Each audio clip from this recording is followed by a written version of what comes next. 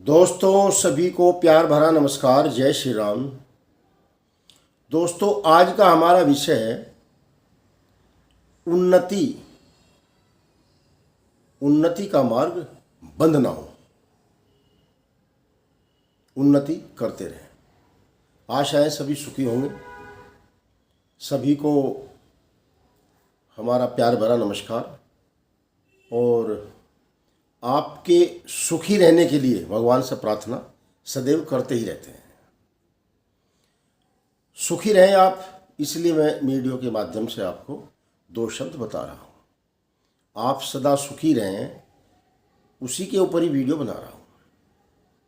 आज का विषय है कि दुर्घटनाएं कैसे रोक सकते हैं। दुर्घटनाएं कैसे रोक सकते हैं।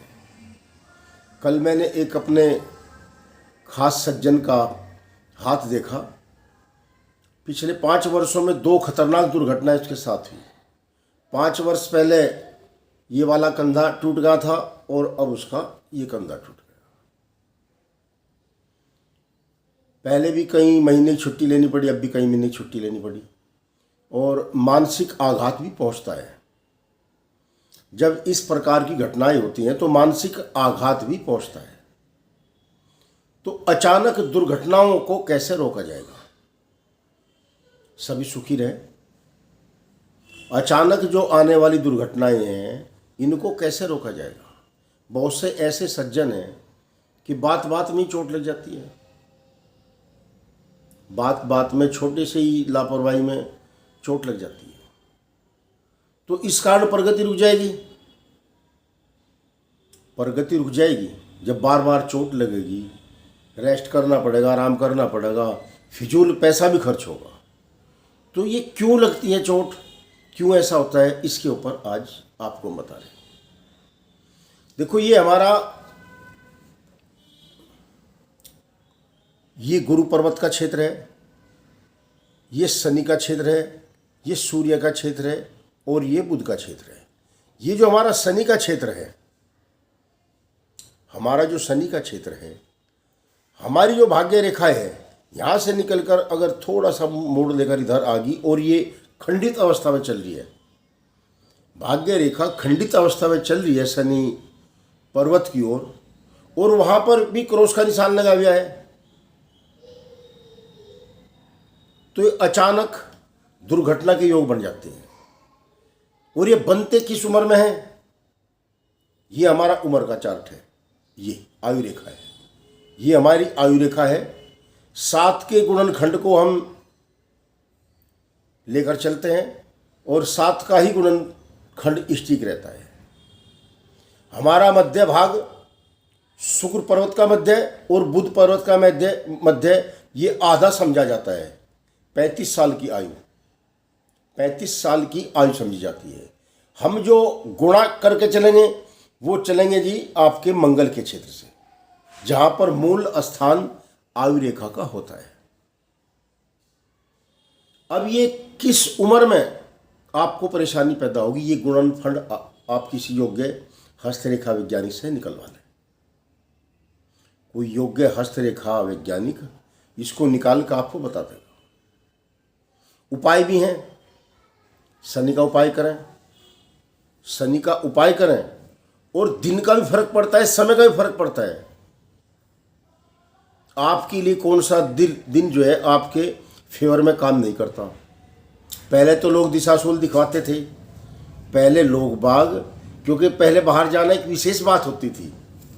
अब से हम भी जब छोटे थे 40 साल पहले, 45 साल पहले, तो पूछ लेते थे पंडित को, क्या दिशाशूल कहाँ है। आज का जो दिशाशूल है कौन सी दिशा में है, बड़ी गहरा विषय है ये। आज कोई मानता नहीं, आज कोई इस बात को मानता नहीं है। दिशाशूल का मतलब है कि हमारी राशि में कौन सी दिशा हमारे अनुकूल नहीं है। उस दिन हम उस दिशा की यात्रा नहीं करते थे, क्योंकि उस दिशा में हमारे लिए अपना फेवर नहीं था, अनुकूल नहीं थी। तो उस दिशा को हम दिशाशूल बोलते थे। शूल माने कांटा, कि इस दिशा में कांटा चुभेगा भाई, नुकसान हो जाएगा। धन की हानि भी हो सकती है, शरीर की भी हानि हो सकती है, चोट भी लगती है। था नहीं है, अपने बुजुर्गों से पूछो, जो बुजुर्ग भाई देख रहे हैं वो भी समझ लेंगे कि दिशाशूल थी नहीं थी, पहले दिशाशूल थी। और कोई भी काम करना होता तो पतरा लेके पूछ लेते थे ज्योतिष से, भाई हमारी राशि कैसी चल रही है, आज क्या काम करें। मगर आज तो सब खुद ज्योतिष हो रहे, और इसके बाद भी फिर नहीं मानते फिर नुकसान खाते हैं। तो कौन सी दिशा में दिशाशूल है, आपको उस दिशा में नहीं जाना चाहिए। ये परंपरा चली आई है पहले से ही। ज्योतिष हमारी झूठी नहीं है, हमारी जो ज्योतिष है वो झूठी नहीं है। साधक झूठे हो सकते हैं पर ज्योतिष झूठी नहीं है। हम क्यों ब्याह शादी करवाते हैं, क्यों पूछते हैं कितने गुण मिल रहे हैं, क्यों पूछते हैं कितने गुण मिल रहे हैं। गुणों का मिलना, गुणों का मिलान इसलिए किया जाता है कि कोई विघ्न बाधा ना सामने आए। बहुत से कह दे रहे पहले कौन पूछता था गुणों को, पहले था ही सिस्टम कहाँ इतना मजबूत। ज्योतिष तो पहले भी थी, हम मजबूत अंदर से नहीं थे। तो आप जो है साधन के द्वारा, ज्योतिष साधन के द्वारा, हस्त वैज्ञानिकों के द्वारा अपने दिशाशूल को पूछ सकते हो। उस दिशा में यात्रा उस दिन ना करें। आप चोट से बच सकते हो, दुर्घटना से बच सकते हो, और इसका सीधा प्रभाव पड़ता है आपकी तरक्की पर। मैं बार बार ये वीडियो इसलिए बना रहा कि आप कह रहे भाई प्रगति का पथ पर रुकावट ना आवे, प्रगति कैसे चलेगी ये बात है। जब रुकावट नहीं होगी तो प्रगति अपने आप हो जाएगी। जब रुकावट प्रगति के पथ पर नहीं होगी तो अपने आप प्रगति हो जाएगी, अपने आप ही कल्याण हो जाएगा। जब आपका कोई अनिष्ट होगा ही नहीं तो कल्याण अपना आप है। आदमी सुख हो, सुखी हो तो रूखी रोटी भी उसको देसी घी का काम करती है।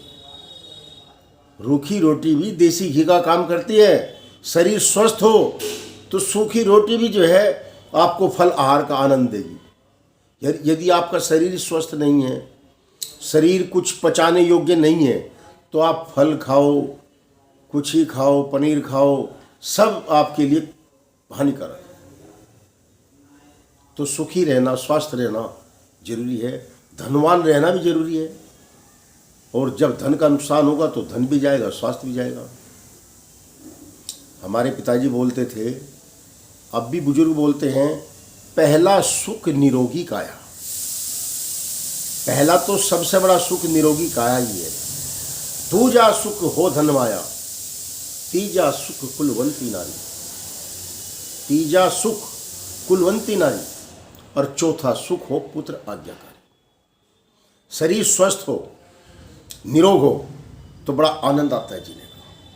जीने का आनंद ही कुछ और है। शुगर हो गया, मिष्टान गए, अरे मिष्टान नहीं खाया जाएगा लाइफ में तो क्या खाओगे। भोग लगता है देवताओं को, मिष्टान का भोग देवताओं को भी लगता है। मिष्टान सबको तो नसीब भी नहीं है। पहले अभाव था, अब है तो शरीर योग्य नहीं है। तो पहला सुख निरोगी काया, दूजा सुख हो धन माया का भी होना जरूरी है। जब तक सांस है, जब तक धन माया जरूर चाहिए।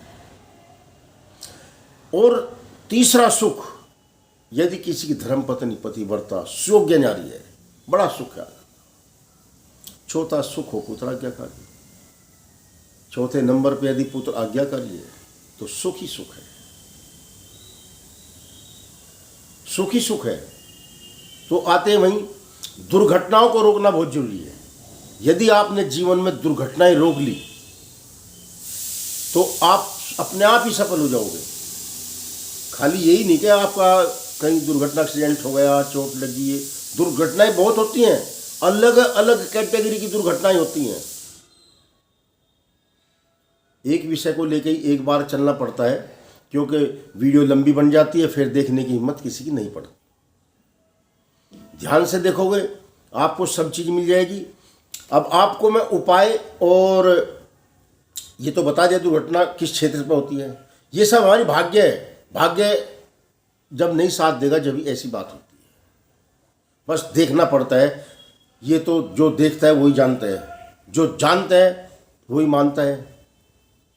उपाय सबसे पहले तो ये बता कि आप ये देखो कि आपका दिन कौन सा आपको सफलता नहीं देता। जिस दिन आपका दिन नहीं है, दिन होता है, क्रिकेटर है, मैंने देखा कई बार, वही सचिन तेंदुलकर, हालांकि मैं क्रिकेट देखता नहीं, मगर जब उनका दिन होता था तो ये भी ले, चौके भी ले, छक्के भी ले, सेंचुरी भी ले। जब दिन नहीं होता था वही सचिन तेंदुलकर 0 पे भी आउट होता था। उस दिन क्या कहते थे, दिन नहीं है आज, दिशाशूल है आज उस दिन। तो ये दिशाशूल सबके लिए है।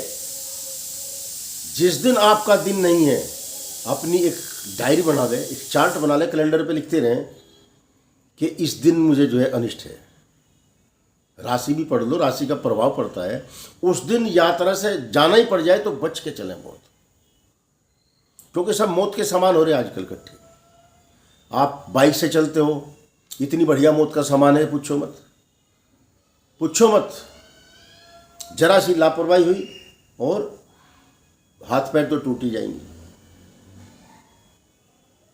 गाड़ी लेकर चलते हैं 4 पहियों की, लापरवाही, सावधानी हटी, दुर्घटना घटी।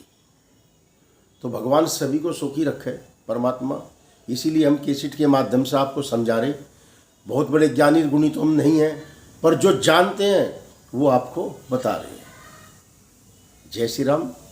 बड़ा मज़ा आता है आपसे बात करने में, और आप सुने ना सुने आपकी मर्जी है। और अभी दुर्घटनाएं किस किस प्रकार की होती है, कैसे बचा जाएगा, अगली वीडियो के माध्यम से आपको बताऊंगा। जय श्री राम।